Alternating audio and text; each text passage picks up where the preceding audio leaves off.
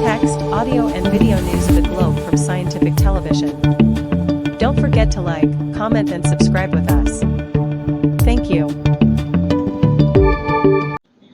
Now listen to the headline news. UK not involved in any way in US strike on Venezuela, Starmer says. Police identify first 4 victims of Swiss ski resort fire. Trump warning over Iran protests. Reckless, says foreign minister. More than 100 shelter overnight in Japan shrine due to heavy snow. Missile attack on Kharkiv kills 2, including child, authorities say.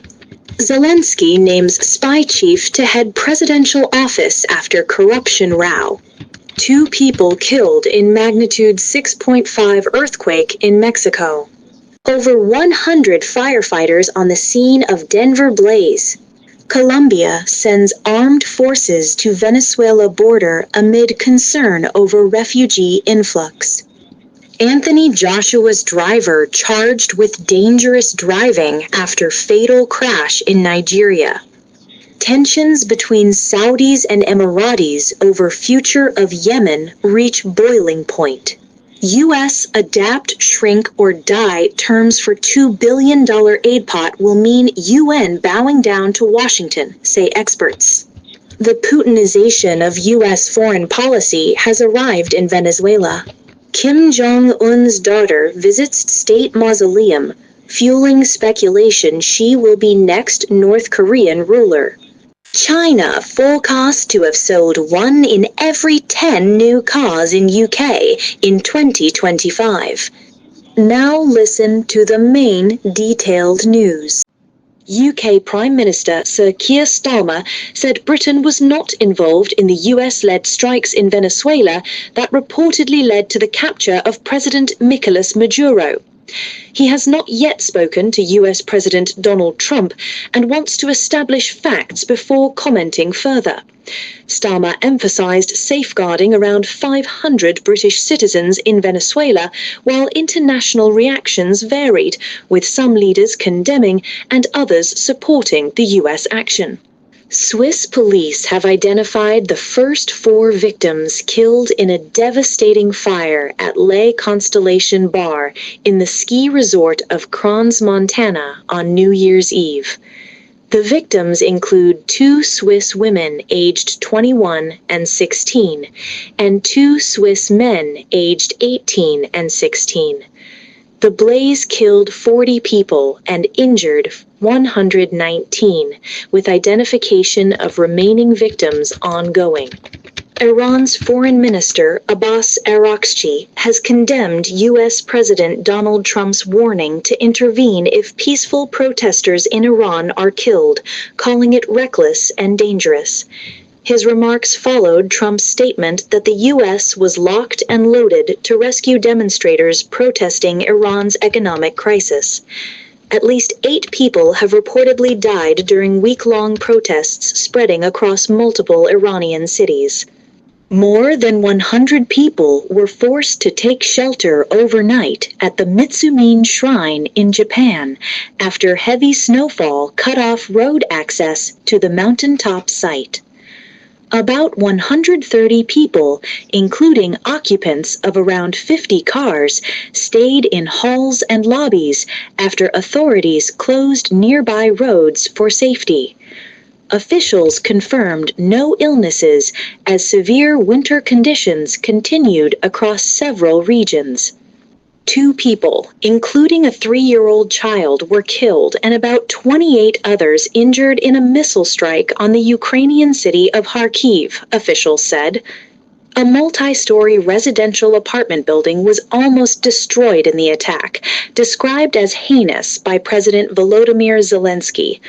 Russia denied responsibility as the incident occurred just ahead of key U.S.-brokered peace talks.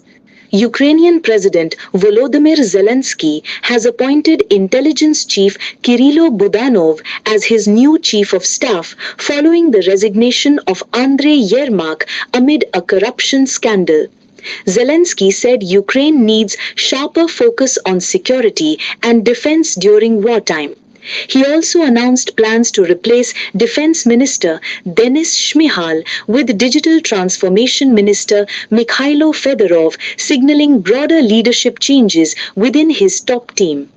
At least 2 people were killed and several injured after a 6.5 magnitude earthquake struck southern and central Mexico on Friday. The epicenter was near Acapulco, close to San Marcos in Guerrero State, causing moderate damage. A woman died in Guerrero and a man in Mexico City, where injuries were reported. Power outages, damaged buildings, landslides, and hundreds of aftershocks affected multiple regions as authorities launched emergency assessments nationwide quickly. A massive fire broke out at a large apartment complex under construction in Denver, Colorado on Friday evening, lighting up the city's skyline. More than 100 firefighters were deployed to tackle the 5-alarm blaze, which raised fears of spreading to nearby buildings. Fire officials later confirmed the flames were successfully contained. No injuries were reported, and emergency crews remained on site to secure the area. Colombia has mobilized its armed forces following U.S. airstrikes on neighboring Venezuela, citing fears of a potential refugee influx.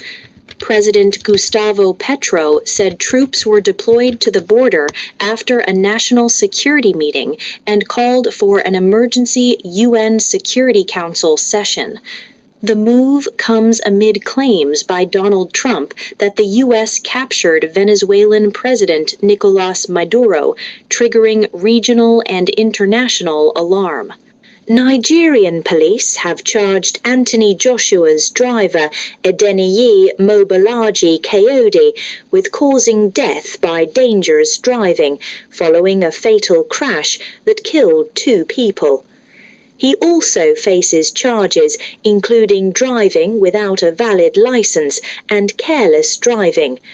The accident occurred on the Lagos-Ibadan Expressway, killing Joshua's trainer Lateef Ayodele and strength coach Sina Gami.